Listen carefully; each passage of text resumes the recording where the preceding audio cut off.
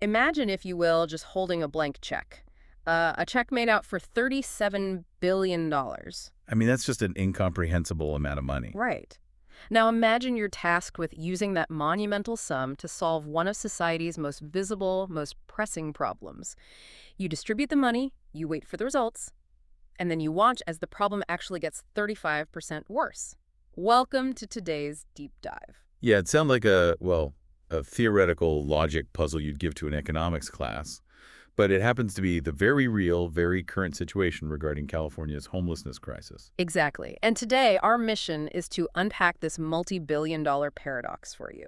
We're going to connect the dots between massive public spending, systemic bureaucratic failures, and an unprecedented federal fraud crackdown. Because we really want to understand exactly how the mechanics of good intentions on this scale can just go so wildly off the rails. Yeah, and to do this, we are pulling from a massive stack of sources today. We've got official state audit reports, U.S. Department of Justice press releases, investigations by the Howard Jarvis Taxpayers Foundation, local news articles, and some, frankly, highly polarized interviews from outlets like PragerU and the Daily Signal. Right, and before we delve into those mechanics, we do need to issue a very clear mandatory disclaimer to you, the listener. Yeah, we have to put this out there. Whenever billions of dollars are unaccounted for, the rhetoric gets incredibly heated.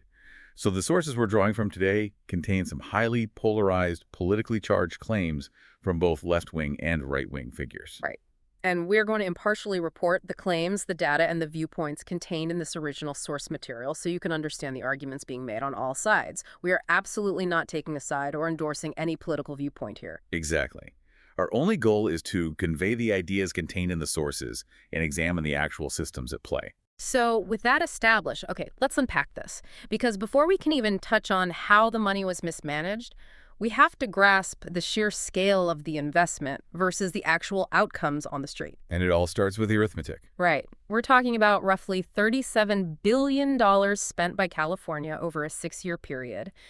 And when you divide that massive number by the homeless population in the state, it equates to nearly $200,000 spent per homeless individual. Which is, I mean, it's just a staggering figure. It really is. Like, if I'm looking at this like a corporate shareholder, right, and a company spent $200,000 per employee on a brand new initiative, and overall productivity somehow plummeted, the shareholders would riot. So why is public spending treated so differently when the outcomes are this inverted? Well, the core paradox there really lies in the friction between allocation and execution. Because despite that $37 billion expenditure, California's homeless population surged by 35% between 2007 and 2024. Wait, it went up by 35%. Yeah, it went up. And if we look at the state auditor's report, the primary reason the public spending didn't yield results or, accountability, it comes down to a total lack of centralized tracking. Okay, wait. I need to push back on that for a second. We are talking about $37 billion. It is unfathomable that a modern government apparatus simply doesn't track where a sum that large goes. Are you saying there's literally no ledger? Basically, yeah. I mean, the California Interagency Council on Homelessness was the specific body tasked with overseeing this whole effort.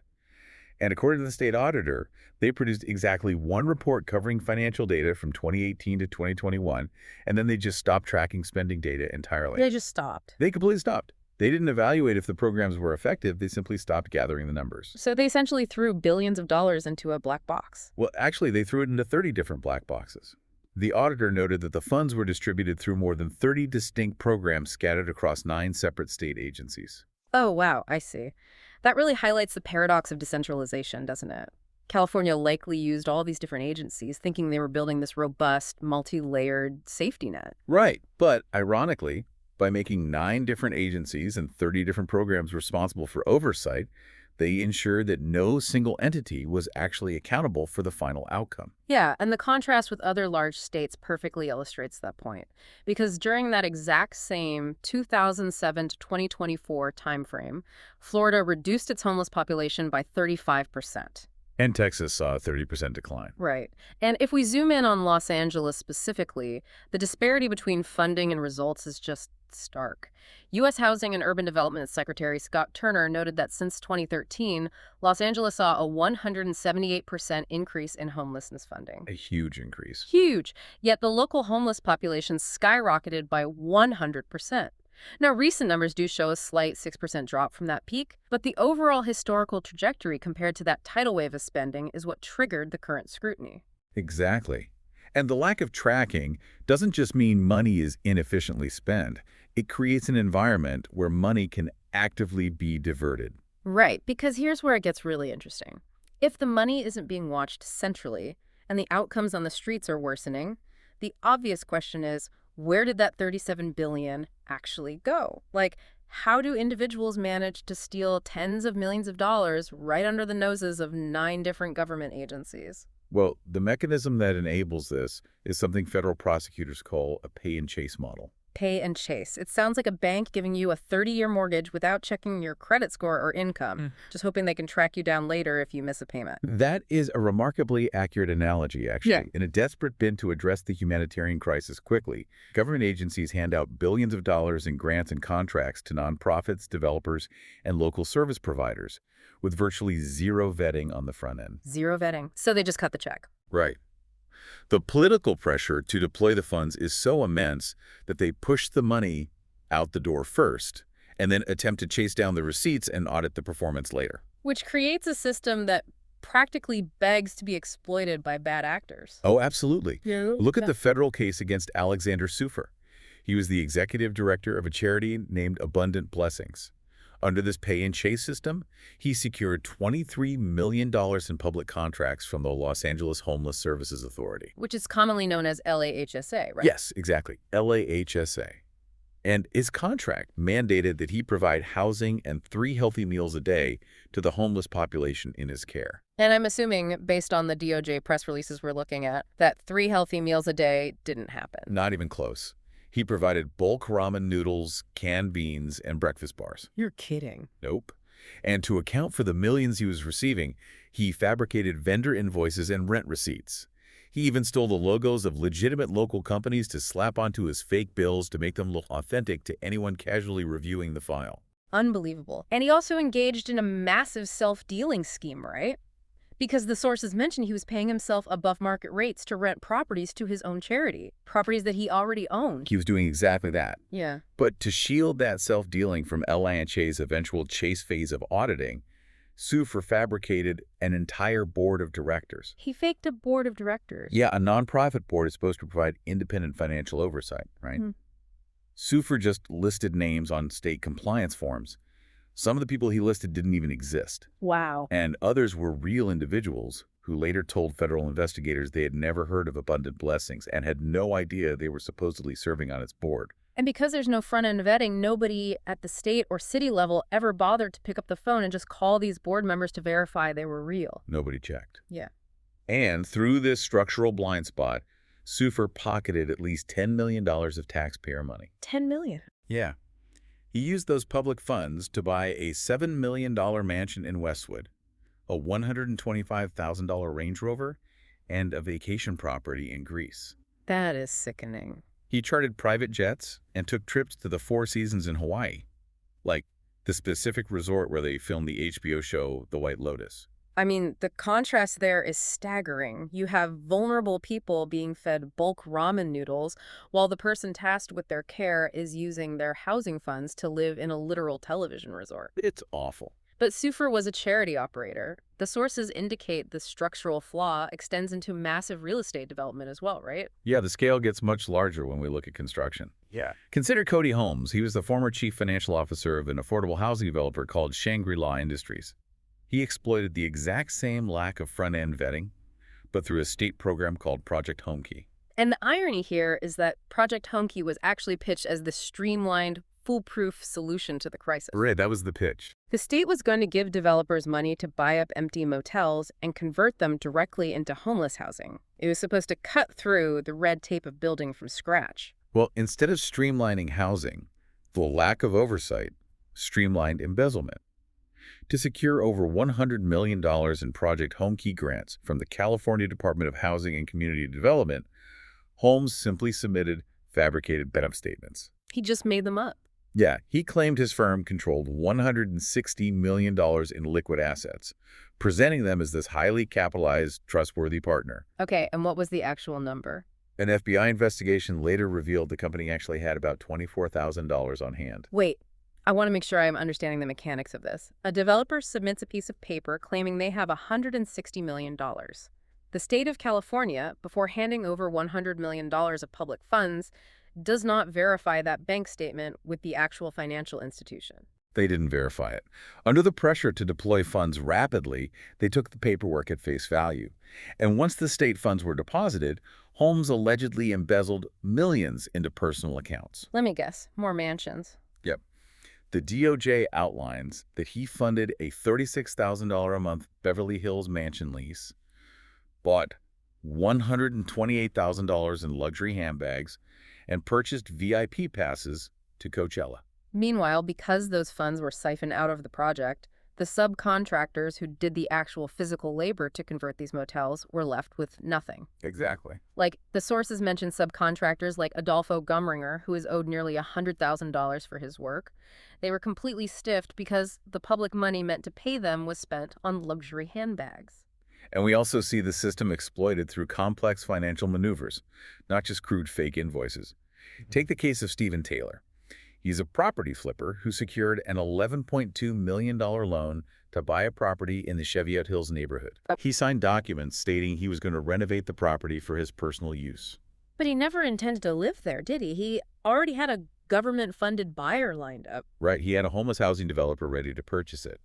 So Taylor utilized a mechanism called a double escrow transaction. Essentially, this means closing two separate real estate deals on the exact same property on the exact same day. Oh, wow. He used the $27.3 million coming from the homeless housing developer, which was funded by the city and state, to cover his initial $11 million purchase. Wait, how does a housing developer buy a property from someone who doesn't technically own it yet? By running the transactions simultaneously, Taylor keeps the original lender completely in the dark about the immediate flip. He never actually risks a dime of his own capital. He buys the property using the government's money from the second transaction and instantly pockets the massive markup. That's a $16 million markup funded entirely by taxpayers. So what does this all mean? Because that pay and chase model doesn't just invite individual grifters, it creates a culture of chaos that rots the oversight agencies from the inside out. Which brings us to the institutions themselves. Right. Because it's one thing for criminals to be brazen. It is an entirely different thing for the actual oversight agencies, like the ones guarding the vault, to leave the door wide open. We have heavily funded oversight committees like Measure ULA and Measure H in Los Angeles. How are they failing to catch this? Well, to understand the institutional failure, you have to look at the economic and bureaucratic environment these agencies operate within. Yeah. Because even when money isn't being actively embezzled into personal bank accounts, its purchasing power is being annihilated by runaway costs. Like construction costs. Yeah. According to the sources, affordable housing in the San Francisco Bay Area now routinely costs over $1 million per single apartment unit. I think most people hear affordable housing and picture, cost-effective construction. How does a single apartment cost over $1 million to build? What is the mechanism driving that price tag? A significant driver is the regulatory framework attached to the funding. Funding measures like Proposition HHH and Measure ULA often come with project labor agreement mandates. Meaning union requirements. Right, but it goes beyond just hiring union workers. These agreements mandate prevailing wage scales. This dictates highly specific, elevated hourly rates, rigid overtime structures, and strict union work rules that severely limit competitive bidding from independent contractors. So it inflates the baseline cost artificially. Exactly. A RAND study cited in the sources found that these specific labor agreements increase total development costs by over 20% right out of the gate. So the government is getting significantly fewer housing units for every dollar spent before a shovel even hits the dirt. But, the high cost of building is a structural hurdle. The collapse of the agencies managing the money is an operational failure. And the epicenter of that failure seems to be LAHSA, the Los Angeles Homeless Services Authority. The U.S. Department of Housing and Urban Development, HUD, literally suspended them from federal funding competitions. Yeah, that suspension is an earthquake in the world of public Right. policy. It jeopardizes nearly $200 million in annual federal funds that Los Angeles relies on. And HUD didn't just pull the funding quietly, did they? No, they cited a documented pattern of severe financial mismanagement, an inability to demonstrate they were actually decreasing homelessness, and an unacceptable risk of fraud. Let's look at the mechanics of LASA's failures because they really illustrate what happens when decentralization meets a lack of auditing. In August 2023, auditors found they failed to properly record when individuals moved out of transitional motel housing. They were literally paying daily rates for empty hotel rooms because their internal tracking systems couldn't reconcile who was living where on any given day. And the sources also detail the commingling of grant money. This is an accounting nightmare. An audit revealed LAHSA used government money to pay for services under a completely different funder's contract, weeks before actually receiving the specific grant funds meant to cover those costs. They were just moving piles of money around to cover immediate shortfalls. Exactly. And that lack of basic accounting infrastructure culminated in a 2025 assessment where LAHSA could not provide documentation to verify the existence of nearly 2,300 housing sites that were supposedly under their direct purview. 2,300 sites. I mean, it's like they lost an entire small town's worth of real estate on paper. You have to wonder about the internal culture of an agency that loses track of thousands of properties. Well, the culture of compliance was essentially non-existent. I mean, LHSI had officially certified to the federal government that it complied with federal conflict of interest requirements. Okay. But in reality, investigators found they didn't even implement a written internal conflict of interest policy until September 2025. Wait, seriously? They managed a $1 billion annual budget and didn't have a piece of paper telling employees they couldn't hire their own families until 2025. Right. And the real-world consequence of that missing policy was immediate. Their former CEO was ultimately forced to resign after it was discovered she had committed more than $2 million in federal funds to an organization that employed her own husband. Wow. And the sheer density of the bureaucracy is what allows this. The system is layered with so many oversight boards, advisory committees, and alphabet soup agencies that no single entity tracks a dollar from the taxpayer to the person on the street. Which naturally brings us to the inevitable political fallout. Because with systemic failure fully exposed, billions of dollars missing or mismanaged, and HUD suspending LSU's access to federal grants, the federal authorities have aggressively stepped in. They have. And this intervention has sparked an intense, highly polarized war of words over accountability. So if we look at this impartially, we have to ask you, the listener, are we looking at an unfixable bureaucratic failure that requires federal policing? Or is this just the inevitable friction of a political system at war with itself?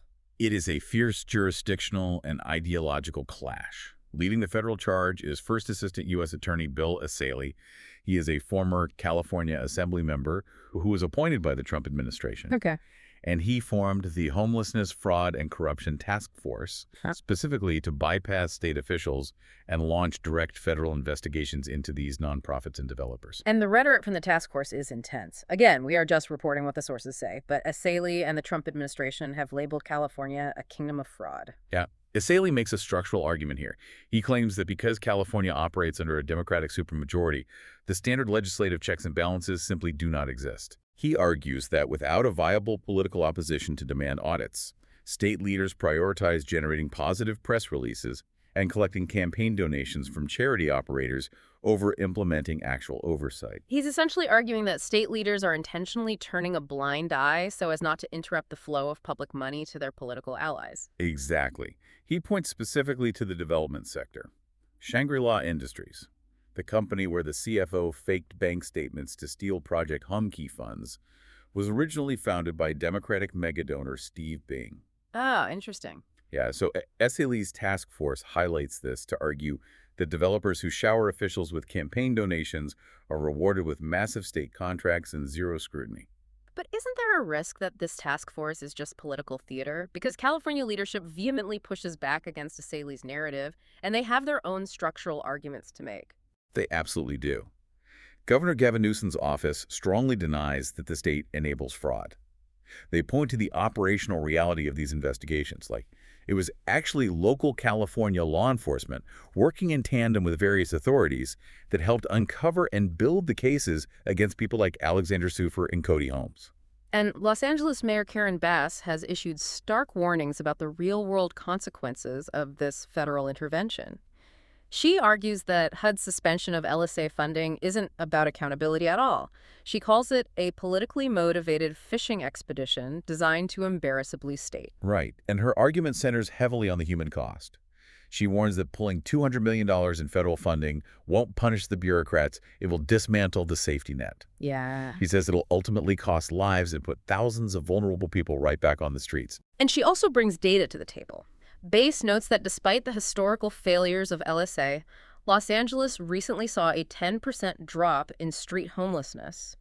She argues that the city's new accountability measures are finally starting to work, and derailing them now with aggressive federal defunding will reverse that hard-fought progress.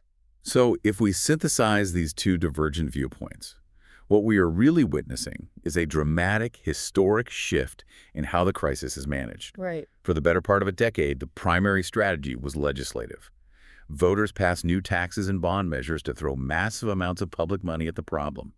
But now, the paradigm has shifted toward aggressive federal legal enforcement. The goal is no longer just funding programs. Exactly. It's auditing past spending, issuing indictments, and recovering misappropriated taxpayer dollars. The era of unquestioned rapid-fire funding has collided head-on with an era of intense federal scrutiny. It really is an incredible journey we've tracked today. We started with the sheer scale of California's $37 billion investment, which was a desperately needed humanitarian effort born of good intentions. But we've unpacked the mechanics of how that vast sum was co-opted by what critics have dubbed a homeless industrial complex. Yeah, we've seen how the pay-and-chase model allowed fraudsters to feed vulnerable people ramen noodles